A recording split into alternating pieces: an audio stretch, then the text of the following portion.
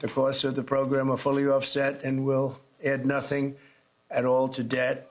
This common sense legislation had overwhelming support and passed unanimously in the House and the Senate. Wow. When was the last time that happened? That's pretty impressive. My administration is committed to doing everything possible to ensure that our veterans are treated with respect and treated as well as anybody in this country. They're so important. They're so great. They've suffered so much, in many cases. In May, I signed an executive order to open the National Center for Warrior Independence in Los Angeles, California, which will house up to 6,000 homeless veterans. You know, until we came along, they treated the veterans far worse than the illegal immigrants. They came in, they were staying in hotels, luxury hotels, and the veterans are staying outside of the sidewalk on the same hotel. Some pictures are just incredible. In addition, we'll also be opening a full-service VA center in New Hampshire, which is the only state in the union to not have a VA center. And I made that promise to the people of New Hampshire a long while ago, and we got it done. It's the only state that doesn't have, and yet you have a lot of veterans in New Hampshire. We're slashing the wait times at VA medical centers, and we're bringing back VA choice and VA accountability, which I had and the Democrats abandoned. It made it so much better. Accountability, meaning if you treat our veterans badly, we treat you badly. You get fired and beyond that. And VA choice is you can get out and you can, if you don't have a doctor ready, willing, and able to take care of you within the VA, you go outside, you go see a doctor, you get better, and we pay the bill. And the veterans loved it. We had a 92% approval rating. And what did the Democrats do? They came along and they ended both of them, and they hired back many of the people that we fired. We fired people and replaced them with great, loving people. But we fired people who were sadists. In many cases, they were sick. They were thieves. They were stealing. And they hired them back. The accountability, meaning the VA accountability, it was a big deal getting it passed because you have unions, you have all sorts of problems to go through. We got it through everything. And the Democrats, as soon as they got back, they hired many of the worst people right back, and we're getting rid of them. But I want to thank the two gentlemen standing behind me, and I'd like to ask you just to say a couple of words, and then we'll take a few questions, if you'd like. And we'll sign the bill, and our veterans will be very happy about it. Thank you. Mike, do you want to start? Sure. Well, first off, thank you, Mr. President, for signing this bill today. Let me tell you that not only this bill, which will help make sure that those veterans have got themselves in a situation where maybe they would be foreclosed on, it gives them just a little bit extra help without the government going into a banking business like what we had with the previous administration.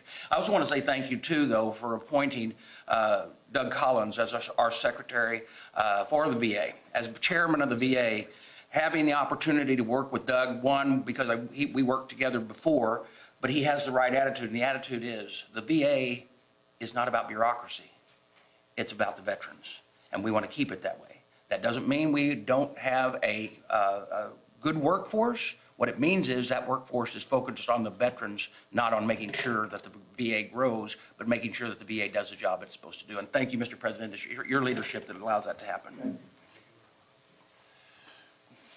Thank you, everybody, for coming here today. Thank you, Mr. President, for hosting us here. I'm the longest serving enlisted member of the United States military to ever get elected to Congress in the history of our nation. And I'm unequivocally stating right now that President Donald J. Trump is the most positive pro-veteran president in the history of this country.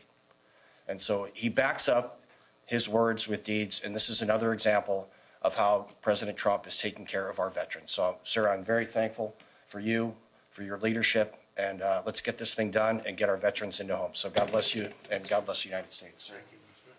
Thank you. Let's sign first, and we'll take a couple of questions. Yes. We'll get it done. We've been waiting a long time. And I do want to commend Doug Collins because I hear he's doing a fantastic job. He's done an incredible job.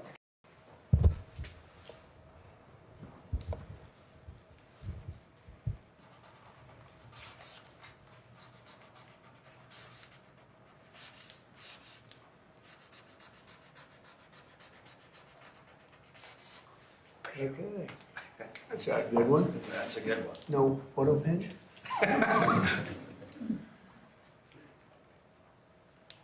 That's a very important bill, and we want to thank everybody for the great help, but in particular, you two guys have done a fantastic job. Thank you very much. Okay, take a pen. Oh, I'll keep that one. Take a pen. Thank you, sir. Take another pen.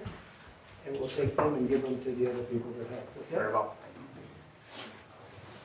Okay, questions? Mr. President, you said that higher interest rates are making it harder for veterans to refinance. There's a stronger than expected GDP report this morning. What do you say to analysts who worry that lowering interest rates would actually lead to inflation? Well, if that happens, then we just raise them. What you do is you lower them, and let's see if there's inflation. Right now, there's no inflation. Everybody thought there would be. All we have is billions of dollars of cash pouring into our country from other countries that took advantage of us for many, many years. You know, they were taken advantage of. We were like the stupid people that didn't know what they were doing. They took advantage of us. Other countries, friend and foe. And by the way, the friend was oftentimes much worse than the foe when it comes to trade. So if that happens, what you do is you raise your rates and you do what you have to do to stop inflation. But we're keeping the rates high, and it's hurting people from buying houses, and we don't want that. If for any reason that happened in a year or two, if there's some signs of inflation coming back, right now there's not. We have a great thing going. I think we're going to have the richest economy you've ever seen. We have money coming in that we've never even thought about at numbers that nobody's ever seen before. We have a deal with Japan where they're going to pay us $550 billion. We have a deal with Europe where they're doing $750 billion plus $400 billion plus $300 billion. And many other countries, it's likewise, you know, relatively, those are two big ones, but likewise. So we have a lot of money coming in, and we have no inflation, and we're very strong, and we should be lowering the rates. You know, each point that this gentleman keeps up costs us $365 billion a year. Think of that. 1 point, $365 billion. If you bring it down a point, we save 365. We should be the lowest interest rate, and we're not. We're 38, number 38, because of the Fed. It's all because of the Fed.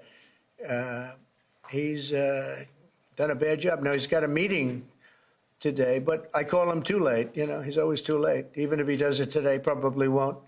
I hear they're going to do it in September, not today. For what reason?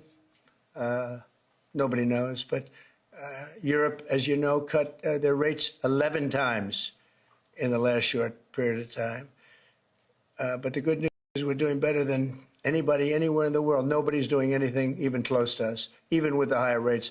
The higher rates do affect housing, though, because people can't go out and get a loan or refinance their house. And it would be nice to have them be able to do that. That would be just another check of a box that would be very important. Yeah, please. Mr. President, you mentioned today that India, in addition to its 25% tariff rate, would pay an additional penalty because of its support of Russia. What is that additional penalty?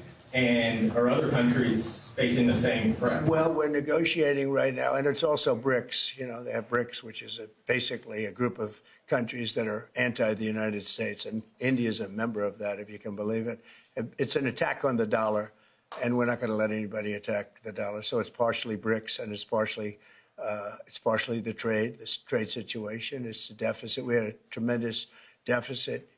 So, as you know, Prime Minister Modi is a friend of mine, but they don't do very much business in terms of business with us. They sell a lot to us, but we don't buy from them. You know why? Because the tariff is so high. They have one of the highest tariffs in the world. Now, they're willing to cut it very substantially, but we'll see what happens. We're talking to India now. We'll see what happens. It doesn't matter too much whether we have a deal or whether we charge them a certain tariff, but you'll know at the end of this week.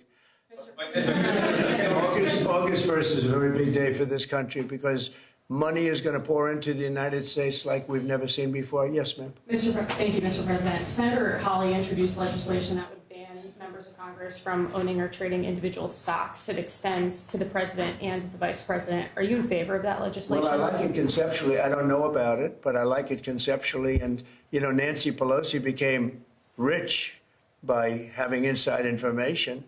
She made a fortune with her husband, and I think that's disgraceful. So in that sense, I'd like it, but I'd have to really see I study these things very carefully, and this just happened. So I'll take a look at it. But conceptually, I like it. And what I do think is Nancy Pelosi should be investigated, because she has the highest return of anybody practically in the history of Wall Street, save a few. How did that happen? It happened by she knows exactly what's going to happen, what's going to be announced. She buys stock, and the stock goes up after the announcement's made. And she ought to be investigated. Harvard is reportedly willing to settle with you for $500 million. Is that enough? Well, it's a lot of money. We're negotiating with Harvard now. They would like to settle, so we'll see what happens. Mr. President, What is America's debt to our Afghan war allies that kept our veterans safe over there? There's been some talk about sending a lot of them back. Would you let your administration do that? We know the good ones, and we know the ones that maybe aren't so good. Some came over that aren't so good.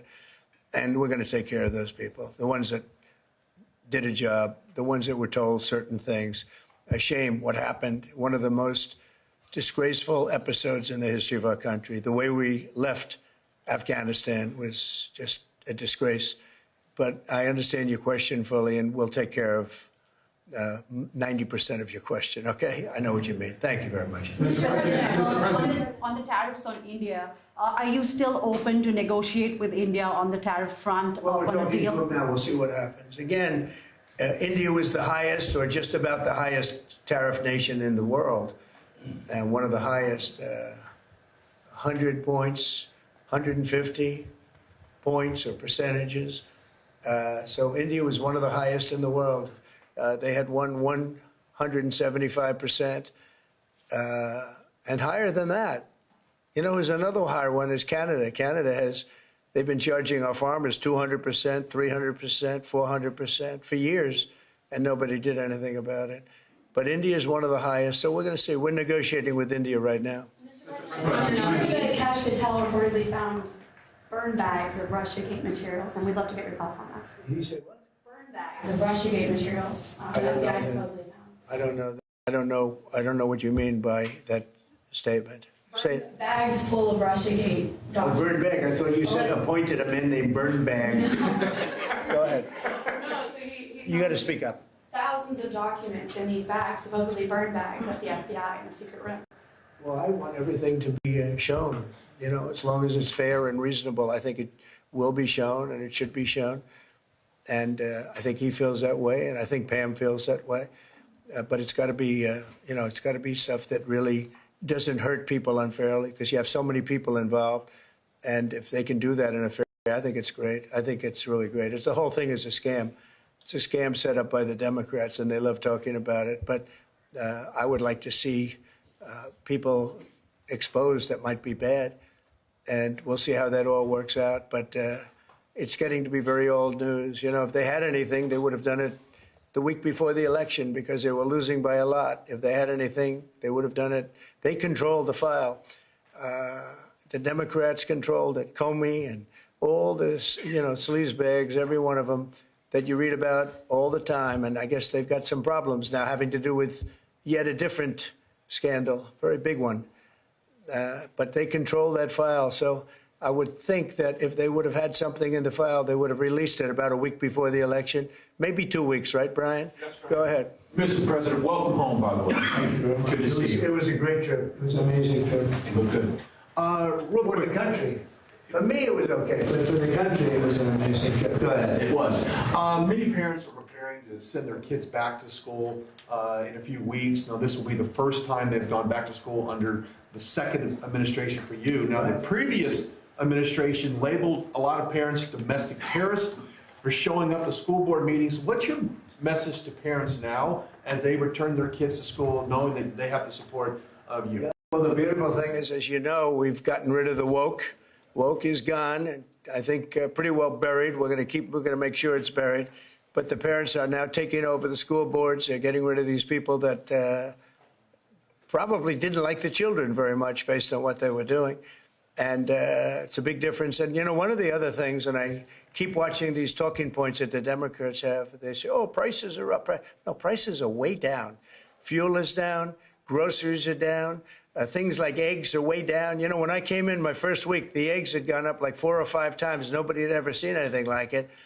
And they were hitting me about eggs. I said, I just got here. I literally, it was one of my first news, maybe my first news conference.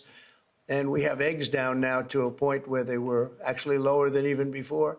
So I just want everyone to know prices are way down. And that's a big thing. Groceries, everything.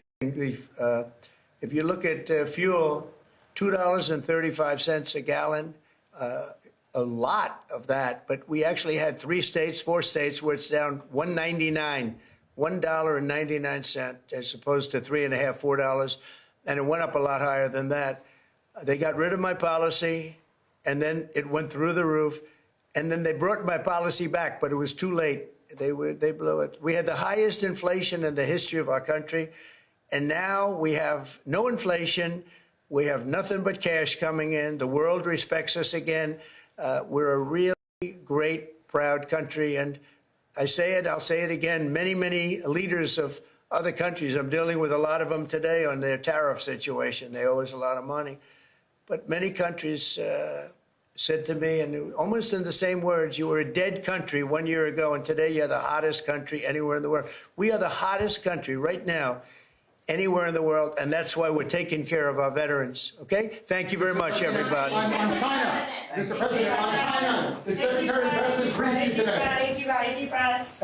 We're moving along with China. We're doing fine with China. I think it's going to work out very well. We're right in step. I think we're going to have a very fair deal with China. Thank you. Mr. President, what